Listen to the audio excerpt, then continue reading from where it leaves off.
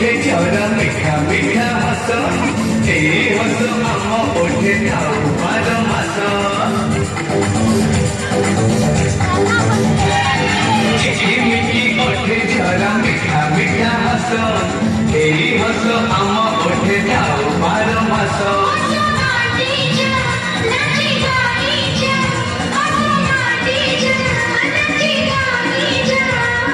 नाची गाई ए जीवन हो जाऊे